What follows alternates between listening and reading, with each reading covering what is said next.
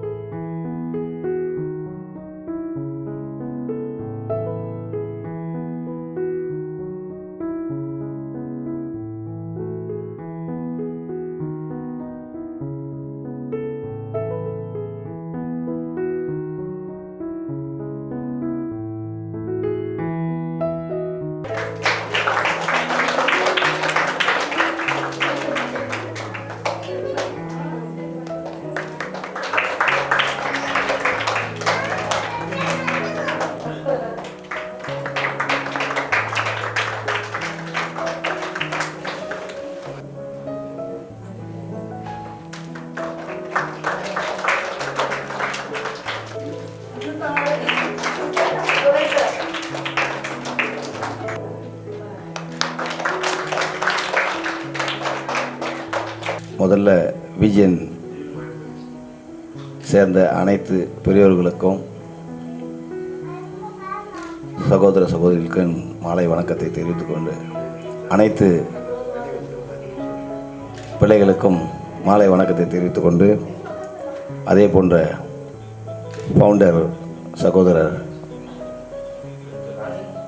ராஜரத்னம் அவர்களுக்கும் பாரதி மேடம் அவர்களுக்கும் மாலை வணக்கத்தை தெரிவித்துக் கொண்டு இந்த வார்டினுடைய வட்டக்கழக செயலாளர் துரை அவர்களுக்கும் அனைத்து பெரியோர்களுக்கும் மாலை வணக்கத்தை தெரிவித்துக் கொண்டு குழந்தைகளை படிக்க வைப்பது ரொம்ப முக்கியமான ஒன்று. அது இந்த ப்ளே ஸ்கூல் என்பது முதல் படி. அதில் நல்ல படிப்பும் ஒழுக்கமும் அதே சமயத்தில் ஆரோக்கியமும் சேர்ந்து நம்ம இந்த ப்ளே ஸ்கூல்லேருந்தே அவங்களுக்கு சிம்பிளாக உருவாகிற மாதிரி நீங்கள் தயார் பண்ண வேண்டும் என்று இந்த நேரத்தில் கேட்டுக்கொள்கிறேன். படிப்பில்லாத ஒரு மனிதன் குருடனுக்கு சமம். கண்ணில்லாத ஒரு மனிதனும் படிப்பில்லாத ஒரு மனிதனும் குருடனை எவ்வளோ கஷ்டப்படுவானோ அதுபோல் அந்த படிப்பில்லாத ஒவ்வொரு மனிதனும் கஷ்டப்பட வேண்டிய நிலை இன்றைக்கு இருக்கிறது. படிப்பு இல்லை என்று சொன்னால் இன்றைக்கு வாழ்க்கையே இல்லை என்பது போல ஒரு நிலை இருக்கின்றது. அதனால் கண்டிப்பாக குழந்தைகளை நன்றாக படிக்க வைக்க வேண்டும். அதே சமயத்தில் ஆரோக்கியத்துக்கு கண்டிப்பாக நம் பெற்றோர்கள் அனைவரும் சேர்ந்து குழந்தைகளுக்கு அந்த ஆரோக்கியத்துக்கு எப்படியெல்லாம் இருக்க வேண்டும், உடற்பயிற்சி, ஒழுக்கம், அந்த உடற்பயிற்சி இருந்தாலே ஒழுக்கம் தேடி வரும். நம்மளை படிப்பு முக்கியம், அதே சமயத்தில் ஆரோக்கியம் முக்கியம். செவர் இருந்தால்தான் சித்திரம் வரைய முடியும். குழந்தைகள் ஆரோக்கியமாக இருந்தால் மட்டுமே நன்றாக படிக்க முடியும், ஆரோக்கியமாக இருக்க முடியும். அதனால் இந்த ஆரோக்கியத்துக்கு உடற்பயிற்சி என்பது சிறு வயதிலிருந்தே நம்ம கொண்டு வர வேண்டும். முதல்ல யோகா இல்லையே ஏதாவது ஒரு எக்ஸசைஸ், ஏதாவது ஒரு ஸ்போர்ட்ஸையும் நம்ம ஆரம்பத்திலேருந்தே கொண்டு வரணும். ஏன்னா குழந்தைகளும் சரி, பெற்றோர்களும் சரி, பெரியோர்களும் சரி, அனைவருமே உடற்பயிற்சி செய்ய வேண்டும் என்று கூறிக்கொண்டு குழந்தைகளை பொறுமையாக அமைதியாக டெவலப் பண்ணி படிப்பில் ஸ்லோவாக நிறைய போட்டு திரிக்காமல் மீடியமாக எடுத்துகிட்டு போட்டால் அதுக்கு நல்ல ஆரோக்கியமாக இருப்பான் நேரத்தை தெரிவித்துக்கொண்டு இந்த வாய்ப்பை கொடுத்த மேடம் அவர்களுக்கும் இவ்வளோ நேரம் நின்று என் பேச்சை கேட்ட உங்கள் அனைவருக்கும் வணக்கத்தை தெரிவித்துக் கொண்டு விடுபடுகிறேன். நன்றி, வணக்கம்.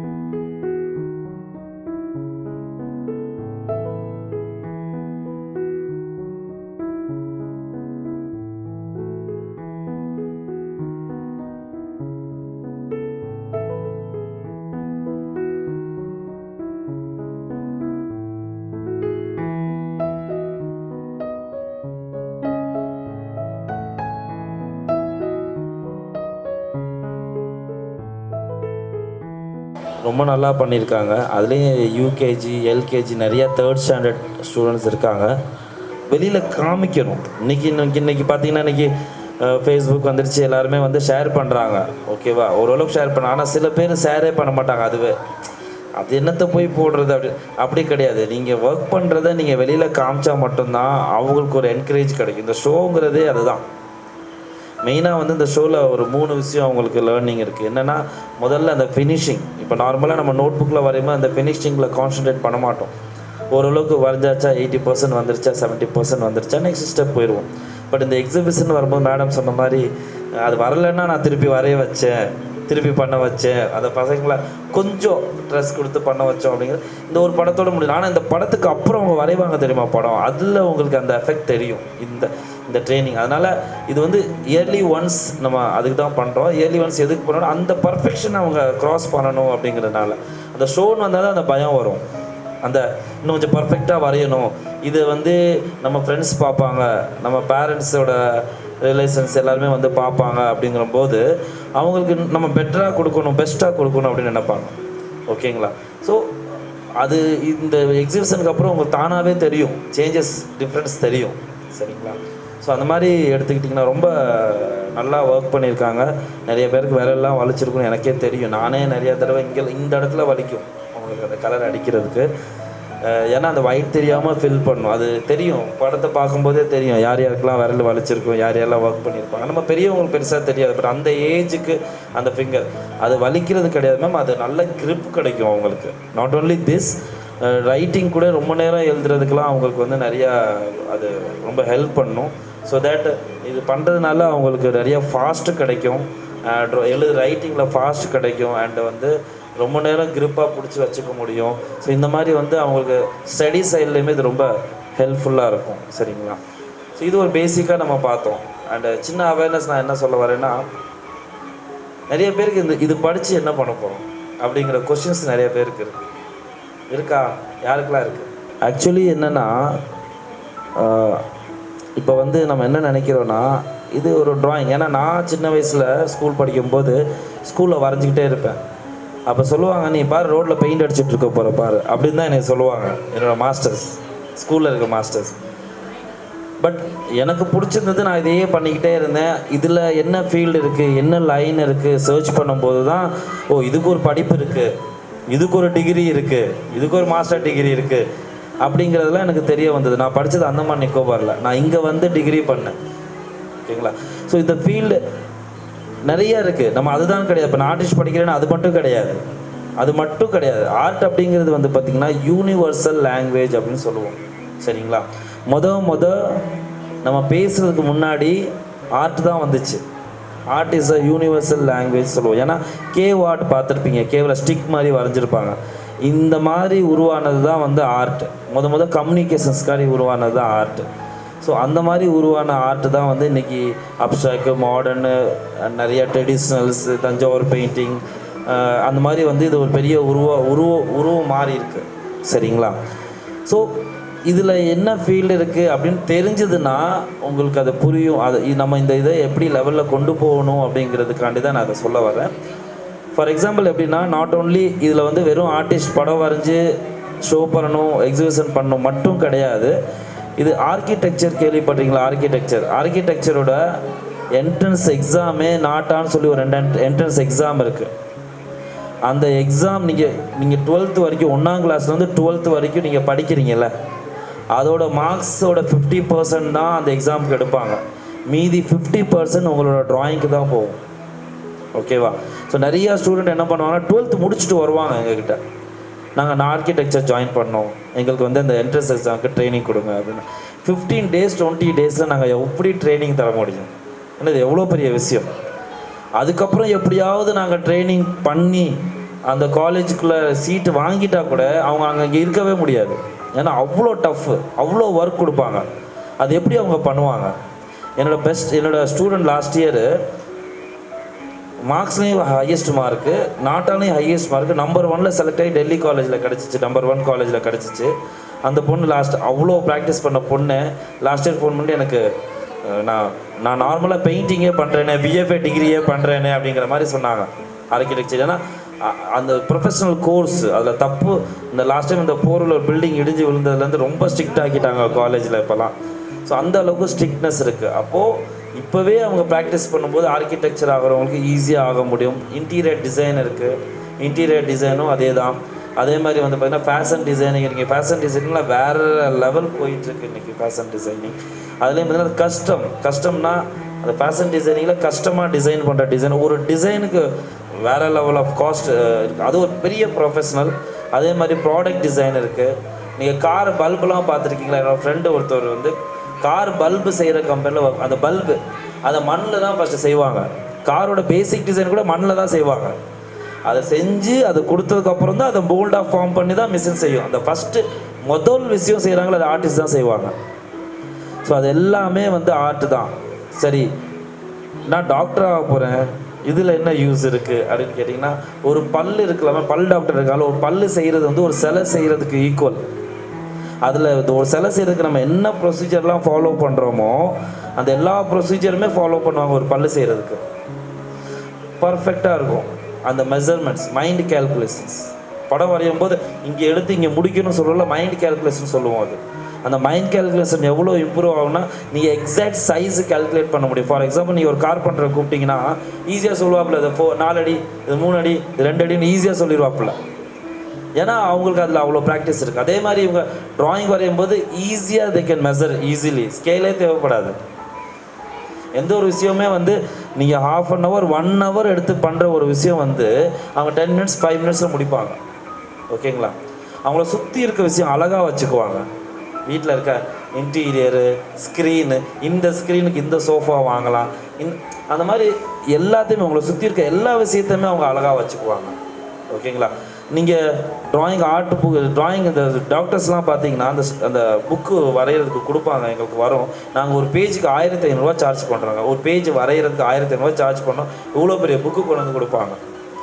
ஏன்னா அவங்களால வரைய முடியாது, டைமுக்கு முடிக்க முடியாது. அவங்க இரேசர் வச்சு அழிச்சு அதை வரைஞ்சி முடிக்கிறதுக்குள்ளே அவங்க டிகிரியே முடிஞ்சிடும். அப்போ என்ன பண்ணுவாங்க, யாராவது அவுட் சோர்ஸ் பண்ணி அந்த டிகிரி அந்த படம் வரைஞ்சி அவங்களுக்கு என்ன யூஸ் சொல்லுங்கள் பார்ப்போம். என்ன யூஸ்? ஒரு யூஸும் கிடையாது. அப்போ அவங்க இந்த வயசுலேயே அதை ப்ராக்டிஸ் பண்ணிட்டு போகும்போது அவங்க அந்த படம் வரையும்போது ரொம்ப ஈஸியாக. இப்போ என்னோட ஸ்டூடெண்ட்ஸ்லாம் பார்த்தீங்கன்னா இப்போ லாஸ்ட்டாக காரைக்குடியில் வேர்ல்டு ரெக்கார்ட் பண்ணியிருக்காங்க. 1 hourல 196 ட்ராயிங் பண்ணி வேர்ல்டு ரெக்கார்ட் பண்ணியிருக்காங்க. அப்போ அந்த அளவுக்கு எவ்வளோ ஃபாஸ்ட்டாக அவ்வளோ படம் வரைஞ்சிருப்பாங்கன்னு பாருங்கள். ஸோ அந்தளவுக்கு உங்கள் குழந்தையும் வரைய முடியும். அதுதான் ப்ராக்டிஸ். சரிங்களா? ஸோ இது மாதிரி இதில் நிறையா ஃபீல்டு இருக்குது. இதுதானே கிடையாது, இன்னும் நிறையா ஃபீல்டு இருக்குது இதுலேயே. ஸோ ஆர்ட் அப்படிங்கிறது ஒரு ஃபீல்டு இல்லைன்னு கிடையாது. எனக்கு விவரந்தது நான் சென்னைக்கு வரும்போது ஆர்ட்டில் அவேர்னஸ் இருந்ததை விட இன்றைக்கி ஜாஸ்தியான ஸ்டூடெண்ட்ஸ் வந்து ஆர்ட் சம்மந்தம். டாக்டர் சீட்டு முடிஞ்சிச்சா, வக்கீல் சீட்டு முடிஞ்சிச்சா, அடுத்த எல்லாம் ஆர்ட்டுக்கு வந்துடுவாங்க. அது முடிஞ்சதுக்கப்புறம் வர்றீங்க. நான் என்ன சொல்கிறேன், பேஸ்லேருந்து நீங்கள் கொண்டு போகும்போது இன்றைக்கி இன்ஜினியர் நீங்கள் சிவில் படிக்கணுன்னா கூட பெர்ஸ்பெக்டிவ் தேவை. பெர்ஸ்பெக்டிவ் என்னது? ஆர்ட்டு. நம்ம பார்க்குற விதம், பார்க்குற வியூ. இன்றைக்கி டிசைன். இன்றைக்கி நம்ம கடையில் போய் நீங்கள் பார்த்தீங்கன்னா, அன்றைக்கெலாம் வந்து அந்த காலத்தில் மிக்சர் வாங்க போனோம்னா டேஸ்ட் பார்த்து வாங்குவோம். கரெக்டுங்களா? இன்றைக்கி எங்கே டேஸ்ட் பார்த்து வாங்குகிறோம்? கலராக இருக்கும் அதில் ப்ரெசன்டேஷன். ஓகேவா? எது நல்ல கலராக இருக்குது அதை தான் வாங்குவோம். ஓகே, ஒரே மிக்சர் பாக்கெட்டு லைனாக தொங்கும், ஆனால் அழகான கவரில் நல்ல சூப்பராக டிசைன் பண்ணி அதில் ஒரு கார்ட்டூன் போட்டு விட்டோம்னா அந்த மிக்சர் மட்டும் வியாபாரம் ஆகிட்டே இருக்கும். அதெல்லாம் என்னது? ப்ரெசன்டேஷன். விஸ்காமும் ஒரு நம்மளோட ஃபீல்டு தான். Photography, cinematography. ரஞ்சித் தெரியும்ல, ஆக்டர், சரி டைரக்டர் ரஞ்சித். அவர் எனக்கு 1 year சீனியர், எங்கள் காலேஜில் படித்தவர் தான். என்னோடய மாஸ்டரோட ஒரு பெயிண்டிங் ஒரு ஸ்கொயர் ஃபீட் 1 லட்ச ரூபா. இளையராஜா, ஆர்டிஸ்ட் இளையராஜா. ஸோ அந்த மாதிரி ஃபைன் ஆர்ட்ஸ் அப்படிங்கிறது வந்து திஸ் இஸ் பேசிக். இது இருந்தது அப்படின்னா அவங்க கையில் ஒரு மேஜிக் இருக்குதுன்னு அர்த்தம். ஓகேவா? ஒரு மேஜிக். ஒருத்தவங்களை உட்காந்து அப்படியே வரைஞ்சி கொடுத்தா எப்படி இருக்கும் சொல்லுங்கள் பார்ப்போம். அப்படி நீங்கள் உங்களை உட்கார வச்சு அப்படியே பென்சிலில் ஜாலியாக வரைஞ்சி கொடுக்கும்போது எப்படி இருக்கும்? How you feel? ஒரு பென்சில் போதுங்க அவங்க சம்பாதிக்கிறதுக்கு, பென்சில் போதும். சரிங்களா? So this is thing. இந்த ஃபீல்டு ஒரு நார்மல் ஃபீல்டு கிடையாது. இது வந்து இன்னும் இவங்க வளர்ந்து வரும்போது எனக்கு தெரிஞ்ச ஆர்ட் இன்னும் வேறு லெவலில் வந்து நிற்கும். ஸோ ஆர்ட் அப்படிங்கிற ஃபீல்டு வந்து இது ஒரு டைப் ஆஃப் ப்ரொஃபஷனல். எப்படின்னா டாக்டர், லாயர், அதுக்கு அடுத்து ப்ரொஃபஷனல் ஒர்க்கில் வந்து ஆர்டிஸ்ட் ஆல்சோ ப்ரொஃபஷனல். ஸோ நம்மளோட டிகிரி வந்து பார்த்திங்கன்னா 4 இயர் டிகிரி. இப்போ முன்னாடி 5 இயர்ஸ் டிகிரியாக இருந்துச்சு, இப்போ 4 year degree. That is also professional work. அதனால் அது ப்ரொஃபஷனல் கிடையாது. ஆர்ட் வரையணும், ரோடில் வரைகிற ஆர்டிஸ்ட்டே வேறு, நம்ம வரைகிற ஆர்ட்டே வேறு. என்னோடய ஒரு ஃப்ரெண்டோட ஒர்க் வந்து ஒரு ஸ்கொயர் ஃபீட் அவர் வந்து ஆர்ட் ஒர்க் மாதிரி பண்ணுவார். 30 லட்ச ரூபா, 20 லட்ச ரூபா, 25 லட்ச ரூபா. நீங்கள் நினைப்பீங்க இதெல்லாம் வாங்கி 20 லட்ச ரூபாய்க்கு வாங்கி என்ன பண்ணுவாங்கன்னு. நீங்கள் எப்படி லேண்டு வாங்கி இன்வெஸ்ட் பண்ணுறீங்களோ, பெயிண்டிங்கில் இன்வெஸ்ட் பண்ணுற பீப்புள்ஸ் நிறையா இருக்காங்க. பெயிண்டிங் இன்றைக்கி அப்கமிங் ஆர்டிஸ்டோட ஒர்க் இன்றைக்கி 10,000 ரூபாய்க்கு வாங்குறாங்க அப்படின்னா, அந்த ஆர்டிஸ்ட் வளர வளர அவங்களோட பெயிண்டிங்கோட ரேட்டு வளர்ந்துக்கிட்டே இருக்கும். அவங்க இறந்த உடனே அந்த பெயிண்டிங்கை விற்பாங்க பாருங்கள், ஏலத்தில் வேறு லெவல் போகும். இன்றைக்கி என்னோடய மாஸ்டரோட பெயிண்டிங் யாருக்குமே கிடைக்கல. அவன் ஒய்ஃபில் 3 பெயிண்டிங் இருக்குது. எல்லோரும் ஃபோன் பண்ணி கொடுங்கன்னு நான் கொடுக்காதீங்க, நீங்கள் வச்சுருங்க அப்படி. நான் 2 பெயிண்டிங் வச்சுருக்கேன். அவரோட பெயிண்டிங் ஒரு ஸ்கொயர் ஃபீட் 1 லட்ச ரூபா. இன்னும் போக போக ரேட்டு ஏறிக்கிட்டே தான் போகும். ஸோ ஆர்ட் அப்படிங்கிறது அதுவும் ஒரு இன்வெஸ்ட்மெண்ட் மாதிரி. ஸோ நிறையா பேசிகிட்டே நினைக்கிறேன், லாஸ்ட் டே பேசிக்கலாம். அண்ட் அதர்வைஸ் ஸ்டூடெண்ட்ஸ் எல்லாருமே ரொம்ப நல்லா பண்ணியிருக்காங்க. இன்னும் பண்ணட்டும். நிறையா ப்ராக்டிஸ் கொடுத்துக்கிட்டே இருங்க. மீதி நம்ம லாஸ்ட் டே பேசிக்கலாம். ஓகேங்களா? Thank you. A special thanks to Dr. R. Rajendran, founder of Design Academy. Also our principal of VA Play School, Mrs. S. Bharati. I once again thank all the parents as well as the participants for their support and participation. Thank you.